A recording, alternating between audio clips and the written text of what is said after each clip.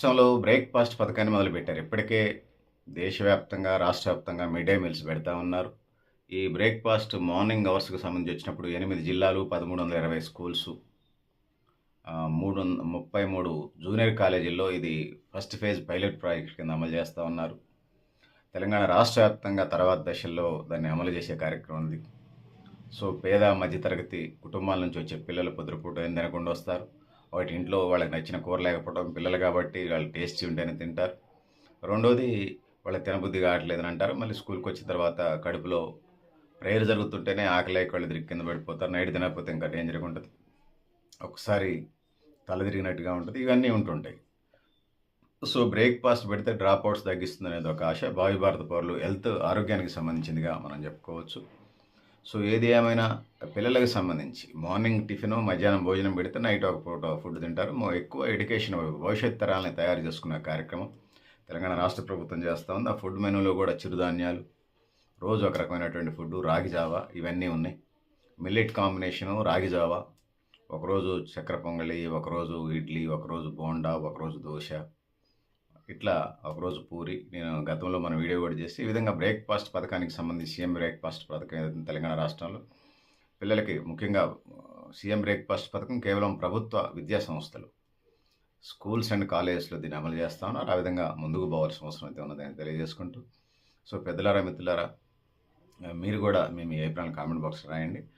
నేను ఇన్బాక్స్‌లో, డిస్క్రిప్షన్‌లో మరింత సమాచారం కూడా పోస్ట్ చేస్తానని తెలియజేసుకుంటూ, సో పిల్లల్ని హెల్తీగా, ఆరోగ్యంగా ఉండటం వల్ల, మంచి ఆరోగ్యవంతమైన ఫుడ్ తీసుకోవటం వల్ల ఎదిగే వయసులో ఒకవైపు వాళ్ళు చదువుకోవడానికి ఆస్కారం ఉంటుంది, హెల్తీగా ఉంటారు, వాళ్ళే క్రీడాకారులు అవుతారు, వివిధ రంగాల్లో రాణించడానికి అవకాశం ఉంటుంది. పౌష్టికాహారం చైల్డ్‌హుడ్ డేస్‌లో బిలో జూనియర్ కాలేజీలో ఫుడ్ తినేది ఎదుగుతలో ఉంటారు, లావు అవుతూ ఉంటారు పిల్లలు.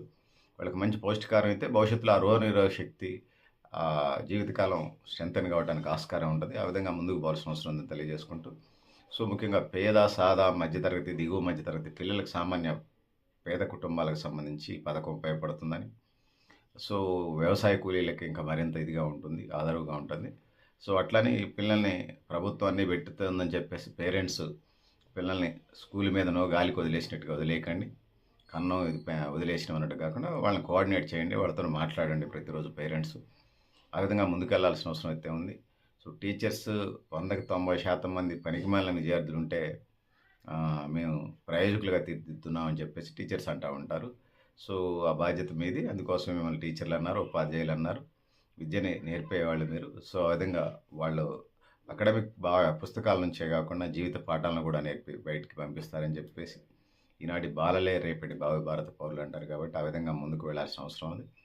సో ఇంకా కొన్ని చోట్ల ఏమైనా ఇతర ఫుడ్‌కి కాకుండా ఇతర ఫర్నిచరు, మౌలిక వసతులకు సంబంధించి విద్యా సంస్థల్లో, ముఖ్యంగా ప్రభుత్వ రంగ విద్యా సంస్థల్లో లోకల్ పూర్వ విద్యార్థులు ఎవరైతే ఉన్నారో అక్కడ స్థానికులు కానీ, లేకపోతే ఇతర చోట్ల సెటిల్ అయినోళ్ళు చొరవ చేసి దానికి ఇంకా మరింత స్ట్రెంథెన్ చేసి ప్రభుత్వ విద్యను బలోపేతం చేయటం, 10వ తరగతి రిజల్ట్స్, ఇంగ్లీష్ మీడియం విద్య, పౌష్టికాహారం, వాష్‌రూమ్‌లు, తరగతి గదులు, ల్యాబు, అదేవిధంగా లైబ్రరీ, పేపర్లు, పుస్తకాలు అదనంగా అకాడమిక్కే కాకుండా నాన్ అకాడమిక్ చదువుకునే అవకాశం కల్పించే విధంగా ముందుకు వెళ్ళాలని తెలియజేసుకుంటూ, సో పెద్దలారా, మిత్రులారా, మీరు కూడా మీ అభిప్రాయాన్ని కామెంట్ బాక్స్ రాయని తెలియజేస్తూ, నేను గరిడేపల్లి సత్యనారాయణ, న్యూ లక్ష్య ఆర్గనైజేషన్.